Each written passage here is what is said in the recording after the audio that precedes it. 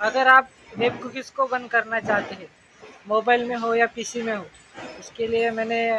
दोनों भी वीडियो बनाई है, तो आप दोनों भी देख सकते हैं। और अगर आपको पता नहीं है कि वेब कुकीज़ क्या होता है, तो मैंने उसका लिंक भी इस वीडियो के डिस्क्रिप्शन में दिया है, तो वो भी आप जाकर देख सकते हो, या फिर ये ऊपर जाके यहाँ पर क्लिक कर सकते हो।